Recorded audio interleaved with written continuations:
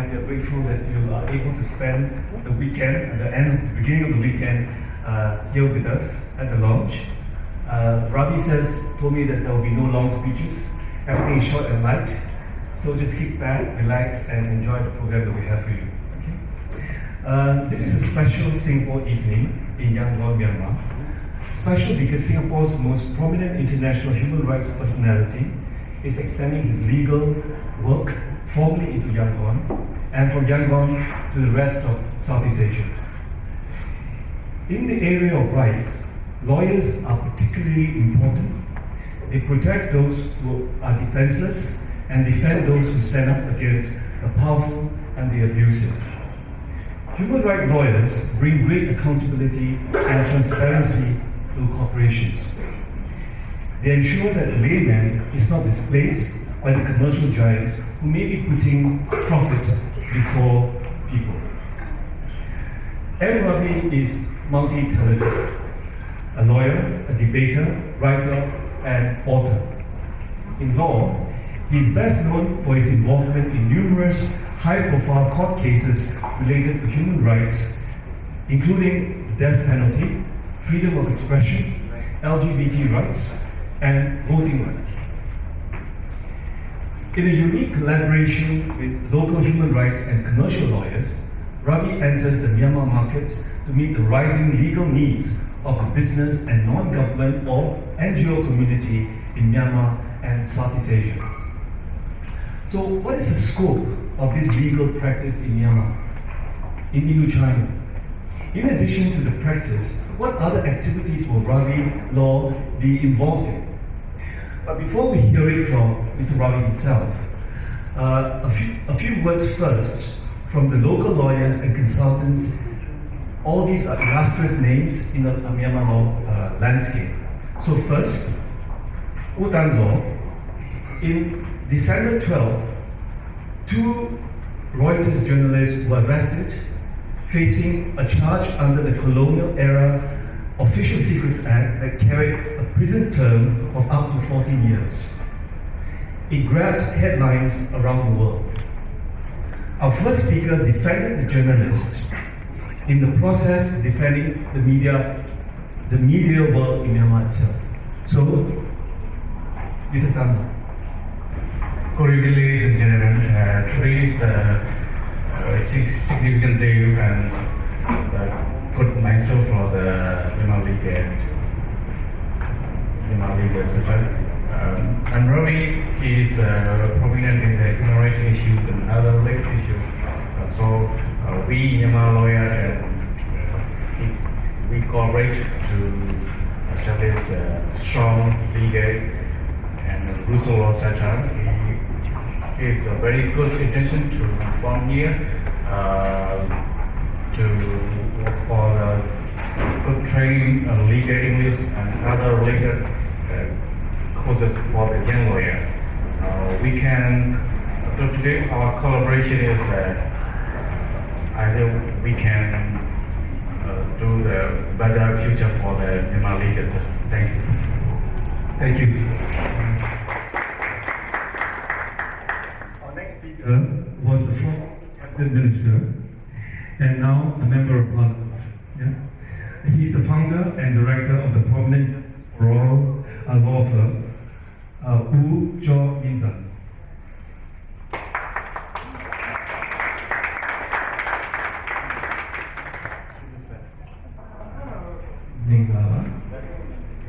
So firstly, I would like to say thank you so much to the Ravi for setting up the law firm in Myanmar, in Yangon.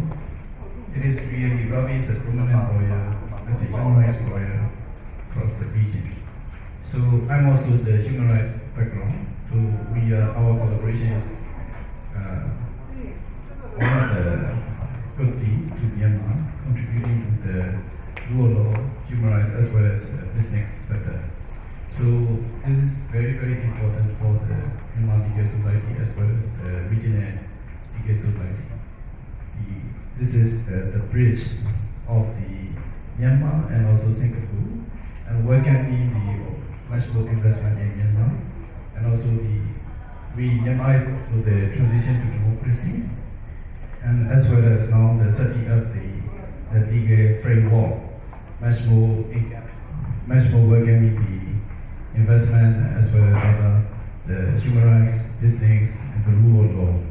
This is how we are going on in Myanmar. So this is very, as well as from other perspective like the human rights perspective, the Myanmar is also more progressive, like a recent update on the signing ICSER, economic, social, and cultural rights. So this is how we are going on, as well as recognizing the freedom of expression and also peaceful assembly. This is the new peaceful assembly that recognizes peaceful demonstration in Myanmar without getting the permission from the police. This is how we achieve. So this is the legal environment for the rule of law in Myanmar and as well as human rights and business. So we welcome the Ravi and also the college, as well as our partnership and also Myanmar, Singapore, and also Southeast Asia to be growing in the legal society. So thank you very much for your time and your attention. Thank you so much. Thank you. I just want to let everyone know that this will be captured.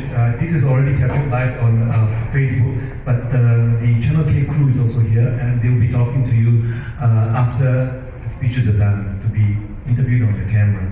Now, okay, without further ado, Mr. Ravi.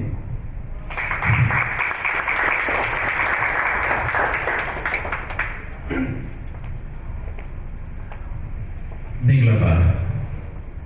And thank you so much to each and every one of you for coming to this event to support me and my colleagues and my team and the work that we do. And also I would like to thank all those who are watching right now on Facebook Live, not only from Singapore, but from all parts of the world. And thank you all for your wonderful support, love, compassion, friendship, pursuit of justice, and all these universal values that we all believe and stand strong together. And when I started this venture in Myanmar, when I posted the Facebook post about my upcoming launch, someone commented, especially a lawyer, "Hey, you are a human rights lawyer, international human rights lawyer. What are you doing about corporate work and commercial and blah blah blah and stuff, and so on and so forth." It's not the only one. In fact, nobody else asked this question except lawyers. And then, so of course, there is also a value to that question. It can't be dismissed so easily, But before I answer that question, because it was a good friend, and before that I answered that question, I thought I should just relate to you a recent exchange I had with a former federal court judge of Malaysia, and also the current lead prosecutor in the Najib Razak trial. In Malaysia, the former Prime Minister is on trial. The lead prosecutor, his name is Mr. Gopal Sriram, who is now in private practice. Previously, he was a judge. And I was interviewing him for an Asia digital channel on a human rights program. And I asked him one question, "Mr. Sriram, what is your message for young lawyers?" Because this man, in his presence, one is so humbled because he's such a fine, in fact, I would say that he's one of the finest legal minds I've ever seen. And when he was on the bench, he's about in his late 70s, he takes a lot of pride in saying that he wrote 800 to 900 judgments all by himself and also typed them. And those judgments, most of them are actually corporate and commercial, and some are on human rights or constitutional law. So he said, I will say that young lawyers, not just in college that they have studied constitutional law, for example, But when they are in practice, you must know constitutional law upside down.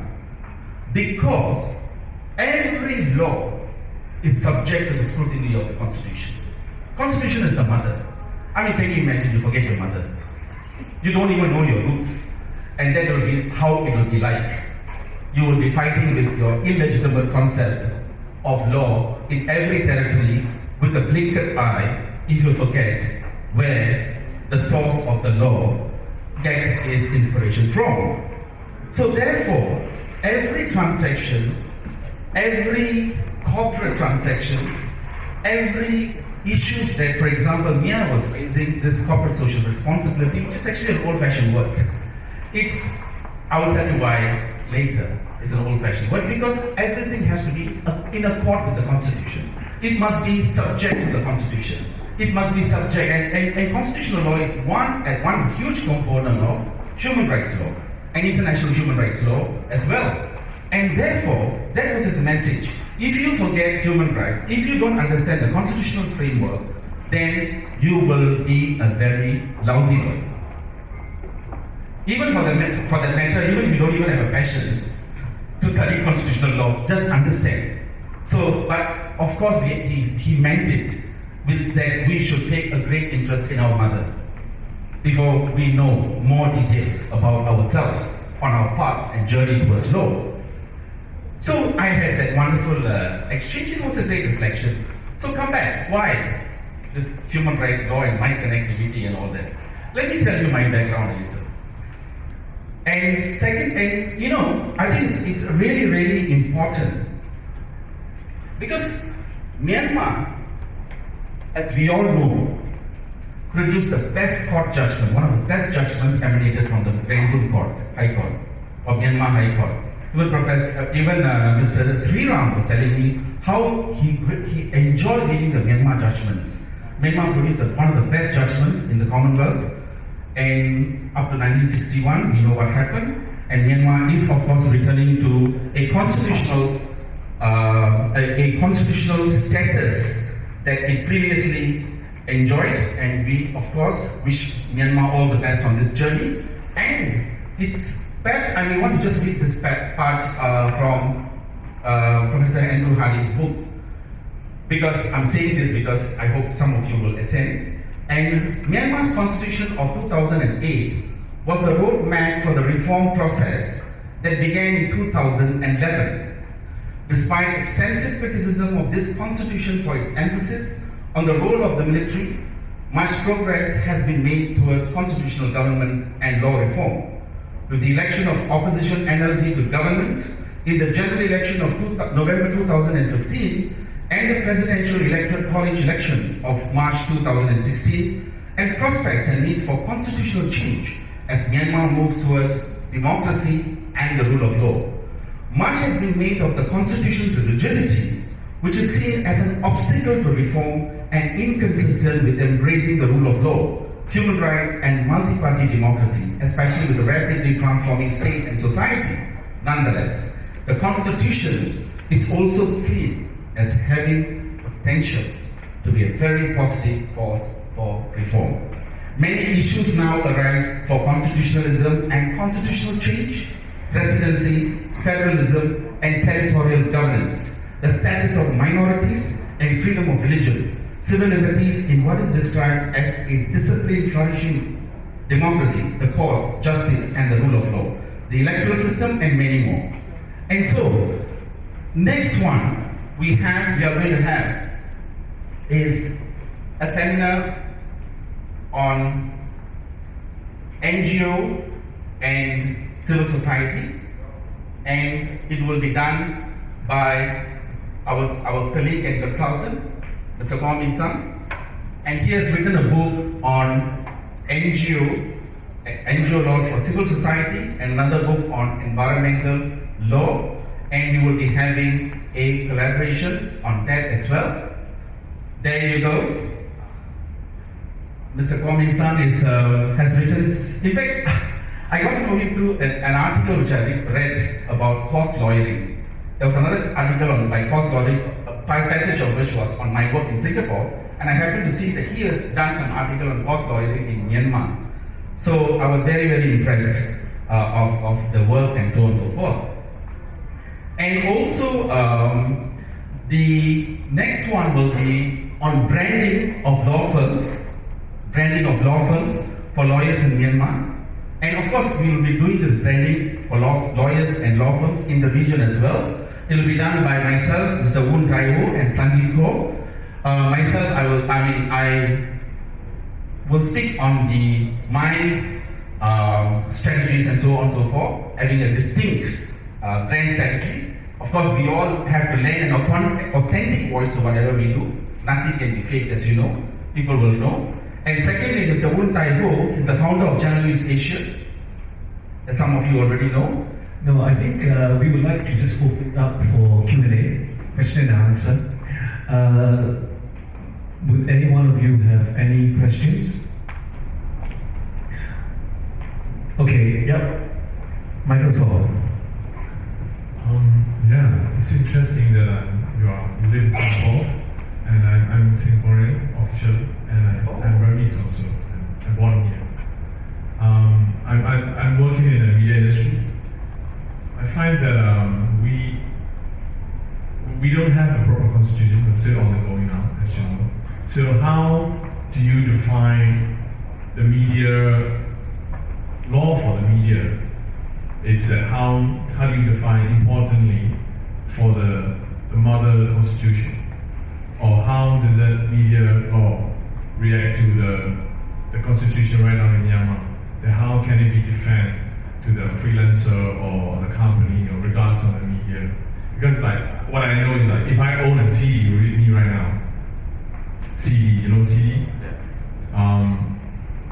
In my hand, the government can confiscate it or they can put me in jail because I own a copy media in my hand. So they have that kind of law, which is Constitution in the Constitution 2008. So, but now they are going on with that. And like, how do you see the difference between Singapore and Myanmar, and also the media constitution that is support? So, Ravi, is that an area that you will be focusing on? No, he's asking a general question. Okay. That's right, yes. No, focus. We will be focusing on everything that threatens humanity.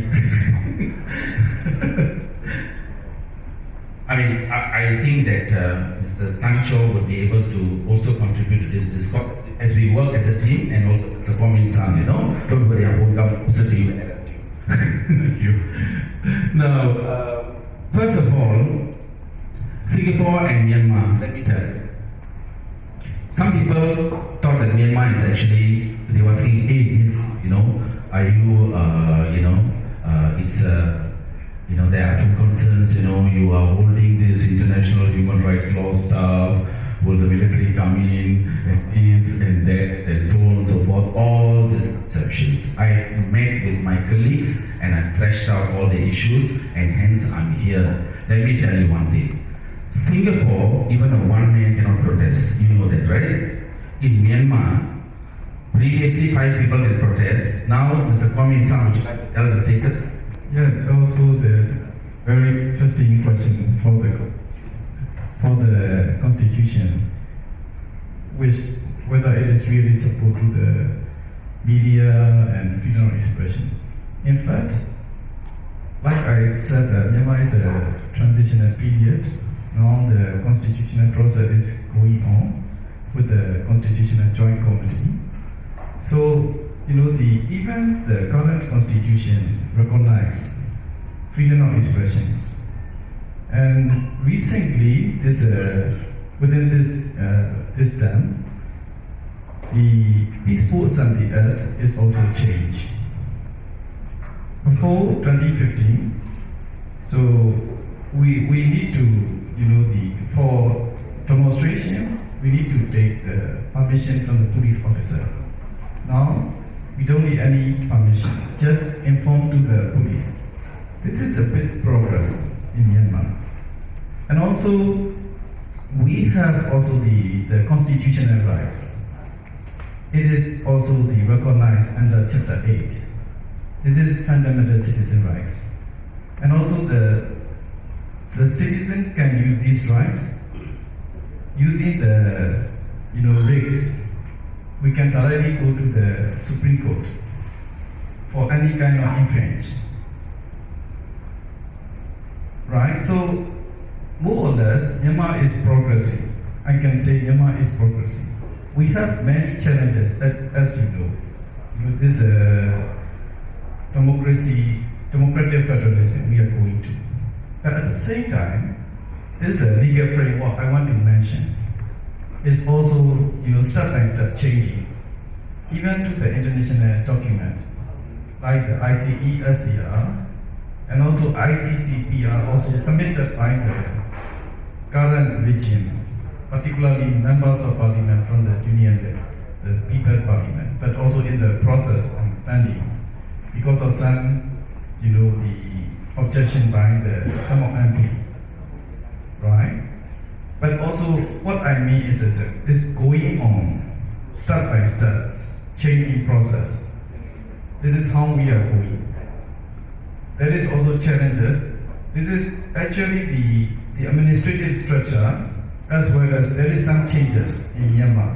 Like for example, the General Administration Department is of the key role.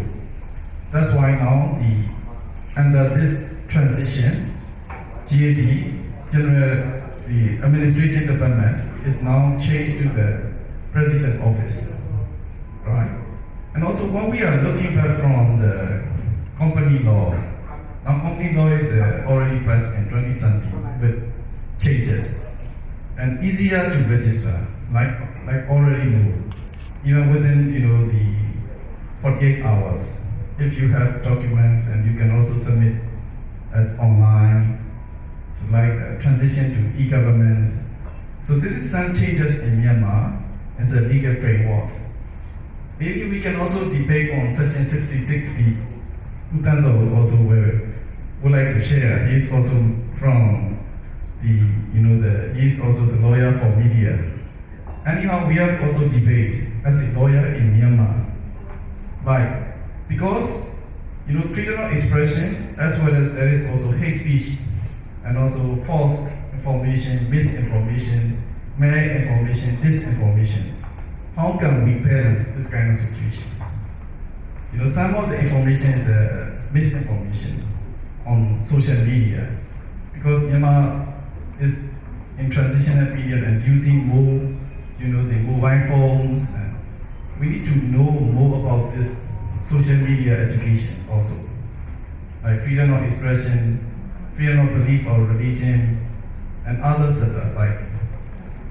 So more or less, what I would like to brief is, as a legal framework, Myanmar is step-by-step developing, right? This kind of and also recognizing the freedom of expression in the constitution. Thank you so much. Thank you. So, yeah, Ravi. Any other questions? One more question. Thank you for your question. Yes, he's the media expert. Our constitution granted in Section 354 for the freedoms of expression and association, but the barrier is the existing law, which then do the freedoms of expression and media. We have the penal code and other special law. For example, we have the computer development law. It can if someone possesses a computer or mobile without permission from the ministry, it can sentence to the 15 years. A crazy law. Like the laws are existing here, but I think the new government can change the constitution on they are trying constitutional draft lawyers coming. So not only the lawyers, but the civil society and people, and especially the media, can try to push to amend the law which varies the freedom of expression. Okay, then. You have a question. So I have a question for Ravi. I've been involved with Burmese NGOs for a number of years, and I've noticed that especially starting in 2016 and even more in 2017, inside the country, the term NGO has almost become a trigger term, especially when it comes to international NGOs. And I know, of course, that your work over your entire career has focused on truth, justice, and helping NGOs. So I was wondering how you are planning on finding the right mix between advising corporate clients and also continuing your support for the local and international NGOs that are present here in Myanmar. Actually, first of all, my focus is not so much, I'm not here to energize any NGOs towards any particular, let them continue to do whatever work they are doing. My role, because I also know little about the society here, so I can't lend much in terms of the sophistication that you need to understand the particular issues that the communities here face. But my focus will be the essential framework of NGOs, international NGOs who are looking to set up in Southeast Asian region and Asia as well, and Asia Pacific. And they are asking questions of whether they're looking for human rights lawyers who have also a commercial background and practice and so on and so forth, who can answer the number of questions like on tax issues, on strategic advice on, because NGO is a very sensitive topic. You can be seen as interfering in local politics as well. So one has to be very, very sensitive. And also the challenges that Myanmar is currently going, there could be, international scrutiny, it could be seen as, and so on and so forth, and some negative element about NGOs are also there. But overall, my work is to assist, as I said, for foreign and also regional NGOs who are looking to set up in the region. And it could also be Myanmar, it could also be other places, and it does not have to be just, you see, we must also remember, international human rights I'm an international human rights lawyer, and international human rights lawyering itself encapsulates international environmental law, international animal rights, international labor. It is a wide, broad spectrum, and also a lot of it is humanitarian law, right to water.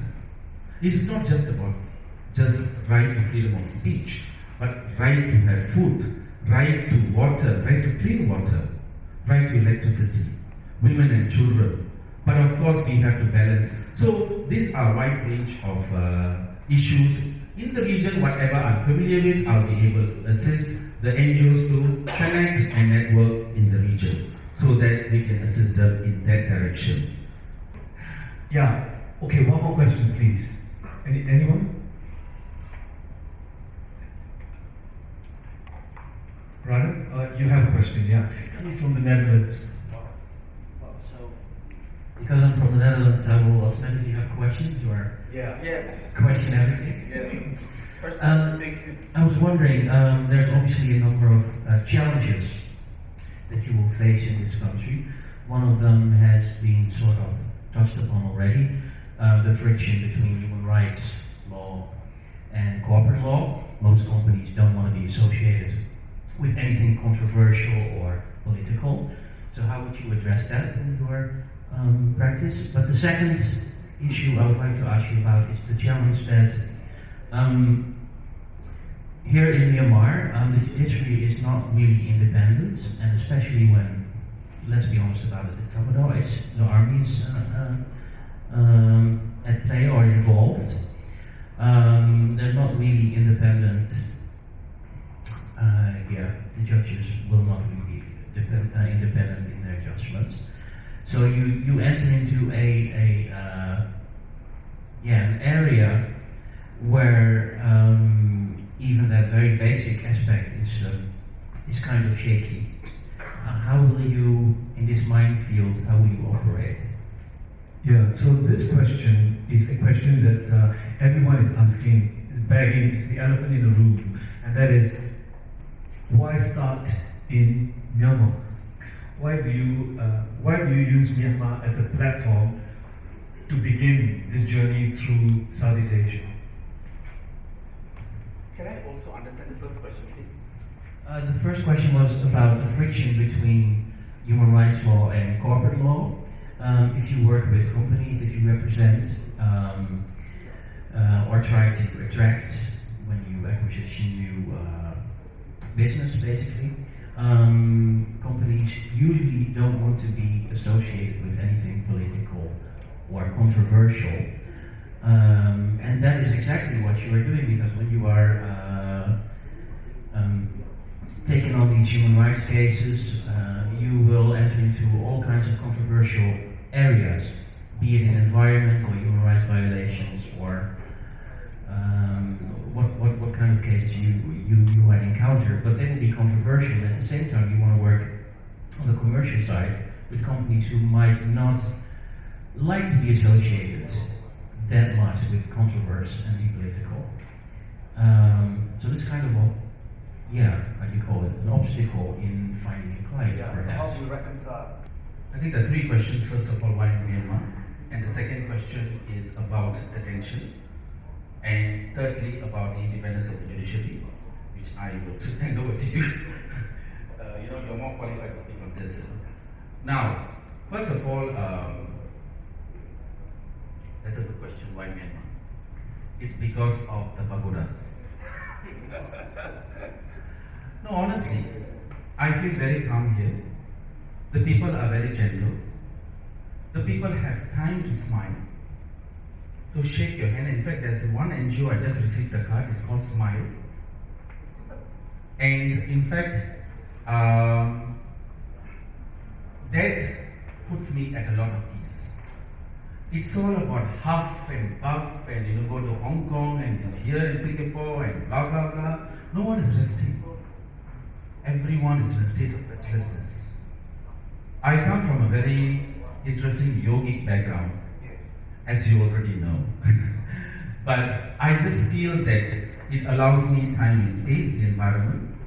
Number two, Myanmar has, besides Malaysia and Singapore, outside as a commonwealth, a very rich common law tradition. Put aside first the other criticism about its legislation and so on and so forth. Myanmar, as I said, was the Rangoon courts, High Court and the Myanmar High Court produced the best judgments in up to the early 60s and so on and so forth. And you had best judges, best training on law and stuff like that. And I was very pleasantly surprised, and in fact it was my friendship with Kyo Min Sang and Tan So that I realized that the Evidence Act, the Criminal Procedure Code, the Evidence Act from the 1860 India, in fact their law reports, they rely heavily on All India law reports. Am I correct? All India law reports for the criminal law, and also Evidence Act, which are very, very important, and also the various. So basically, it is like that is a system that I closely understand best. Besides, as I said, Singapore and Malaysia, is Myanmar.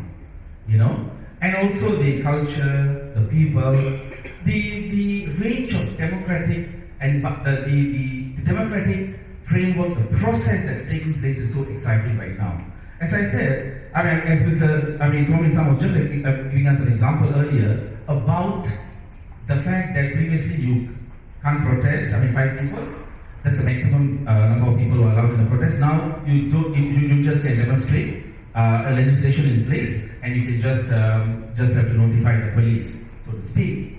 So that is the kind of change that's taking place, and I really, really enjoy. Also, at the same time, I would like to contribute to this society, and I think that the kind of training programs that I have, and I think that including, I would like to do English writing skills, legal writing skills for Myanmar lawyers.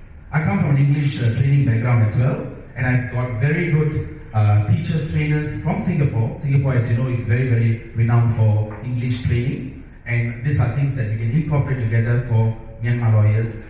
And secondly, the question about the tension between civil society issues and my potential clients might. Actually, I'm not even into any civil society as such to start with. It's just that I'm saying that when you have, for example, I'll give you one example. arbitration. That is something that I will be more involved in than any other work. Most of my work don't have to be controversial. Registration of companies. I don't have to go and question the shareholdership. The registration of companies, trademark, registration of trademarks, blah blah blah, international investments, and so on and so forth, partnership agreements, and transact. These are generally it's transactional lawyering, and that is where how to what level. I don't think so is that controversial. But for example, the investment issues. A lot of investments must be subject to not only the arbitration clause, but also they must be subject to human rights treaties. It's becoming a big issue in Asia right now. That huge monies, when you're coming in an investment, for example, coal mining or whatever, there is actually not only a 2% CSR compliance, that investment amount must go into CSR, that also it must be in line with human rights standards. And ASEAN, we have ASEAN Intergovernmental Commission of Human Rights, and the commission we hope will have some teeth, and it is growing in terms of strength, in terms of at least the strength in terms of the discourse to have a proper ASEAN Human Rights Commission. And so therefore, these are all huge investments, will go into huge problems, and at the end of the day, you have massive disputes on arbitration, your entire billions of dollars can be screwed up. So you better get the proper advice from the right one, not this. Okay, judiciary. Judiciary is partly like I wrote the books, this one. Particularly the critical issue for the rule of law in Myanmar is also focused on the judiciary. I already mentioned that there is also some of the judges came from the military background in this paper. But now, what I said is a step-by-step changing. But this judge is now the step-by-step changing, even in the regional and state level, as well as in the union. Like the constitutional code, you can learn also that there is also some changes in the constitutional code. You can also learn that some of the judges is also in the changing process. This is what I would like to highlight. I really appreciate your question, like the independent of judiciary. That's my favorite subject. I have already written in the one I was in ICJ, International Commission of Jurists. I'm working with for 2 years, editing of this book. So, yet we can say that, but now the changing process. Union Supreme Court is also on the changing process. They have also the strategic plan, Attorney General Office now have the strategic plan. Even, the book, the handbook that I appreciate most from the Attorney General Office is, the fair trial standard handbook. This is really now recognized, the pre-trial rights, even the detention and the police custody. Right? Previously, we cannot access the lawyer to the police. Now, because of this handbook, small book, we can use this. Now we are trying to change this kind of the environment. Even before 2015, we don't have the Independent Lawyer Association in Myanmar. Now we have. We have now this legal society, strong and development. This is how we develop. Anyhow, the first question, like the fission between company and the human rights standards. This is not in Myanmar, but also around the world. Around the world. When we look at, our neighbor Thailand, Cambodia, and also the other China and other areas also, as well as in India. So this is. But also, what we're thinking is a rule of law concept. Like whether this is company or the civil society or rule of law is very important. How we can be harmonized, right? Step by step. I do not see this is like an enemy between the company and also civil society, right? Because the company is also for the development society. Civil society is also for the development of the society. even the government, like the triangle. How can we harmonize? This is what we are thinking is a legal framework.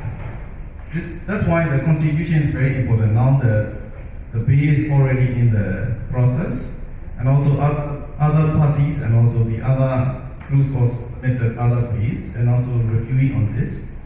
This is good because this is in the parliamentary process. This is democracy process, democracy practice. Rather we are taking ends, right? So step by step changing. This is what I would like to have to mention. I'm a human rights person as well as helping the company also to develop, to understand this issue because we are human beings, right? So this is what I would like to share. This is the reason I wrote this book. Thank you so much. Thank you so much. All the lawyers going to be around. You can personally ask them questions while you eat and drink. And some of you, we will bring you slowly to the other room because we have some interviews with you on the camera for the channel. So thank you very much. Any last words? You don't want last words, though. Yeah. So okay, thank you very much, and enjoy the food and the rest of the evening. Thank you.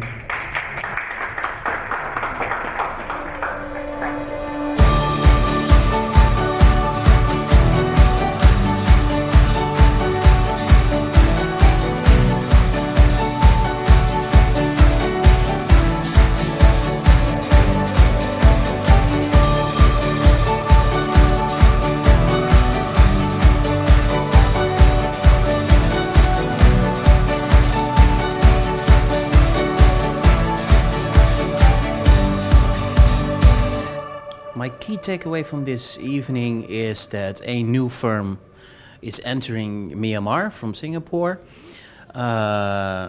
with a leading lawyer who has a strong and extensive background in human rights and is not only bringing that here but is also bringing his expertise, his know-how, and my feeling is that M Ravi is going to try and share that knowledge that he has with local lawyers. I think for Myanmar this is a very positive development. As you probably know, Myanmar is in many respects at a low base. There's a lot of eagerness to learn. People want to acquire knowledge, want to grow, get better, move the country upwards. And I think that a person like M Ravi with his know-how can help with that and contribute to that progress. I think it's a very welcome discussion. I think that we really put the first bricks on building that we need to keep building at step by step, especially in terms of constitutional reform. Ravi made a great point of showcasing how the Constitution is really the mother of all other different kinds of law, and it doesn't just apply at the nation level, it also applies at the corporate level. And that is a very hot topic here in Myanmar at the moment. Since last year, efforts have really been stepped up towards constitutional reform, and the group of thinkers and speakers today, a lot of them are already involved deeply in this effort. So I think that Ravi's presence in Myanmar will only add to the efforts that are already underway, and that's a very positive development. Actually, a lot, but if I start rambling, I won't stop. So I'll just give you a few. Sure. One is that first time I understand, talking about human rights lawyers, corporate lawyers, the connection, that was a very interesting thing for me.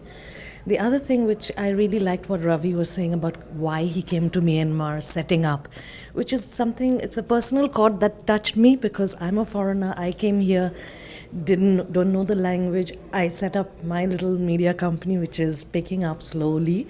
But I understand, his calling here, his whatever he said about the kind of support. And so I feel that, someone else is also doing what I had done a while back. And I think we are all on the right track being in Myanmar.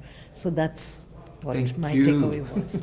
From this evening discussion, I think because I really want to know what is a media law, what is the human rights law, what is the constitution in Myanmar. So because of Mr. Ravi and his colleagues, they work together in Myanmar. So he now based in Myanmar and as well as Singapore. So when I heard him talking about constitution and the media law, it really interesting. It's really interesting to me because he can explain the difference between Singapore and Myanmar and why the constitution is different. And also as well as and the people who live in Myanmar, and it doesn't matter what citizens, they have their own constitution that we need to understand. And based on that, it gives me a kind of insurance. It gives me a kind of like confidence to work in Myanmar. I was very interested to come and listen tonight, and what I find interesting is there's a mix of different people, Myanmar lawyers and international lawyers, and how they come together and think about a problem and work together to try to solve a problem. In Myanmar, I think a lot of it is there is a rich history in law and human rights, and all these things have been clouded in recent history. Recent meaning past 40 years or 50 years. But there's a chance within the current government and within the current structure, and with help and assistance, both by companies and the way they act, and the government and the way they act, and individuals and the way they act, and with good leadership and with good advice, I think we can continue to see a positive march. So that's what's exciting for me tonight, and the information that we share. I think setting up shop is changing a lot. The law has been changing recently. International investment law, foreign ownership laws, all these are changing dramatically within just the last 1 year, and we see it to come. This is important because we were forced to have local partnership that may not be positive for the company, and it makes you reserved in the way that you want to invest in Myanmar. And I think this transition and these new laws are allowing us to think more freely as we move forward. So I think not only for me as a SME, small business, but also the bigger companies are more willing to invest and bring a positive impact culturally as well to the environment, which I think is good.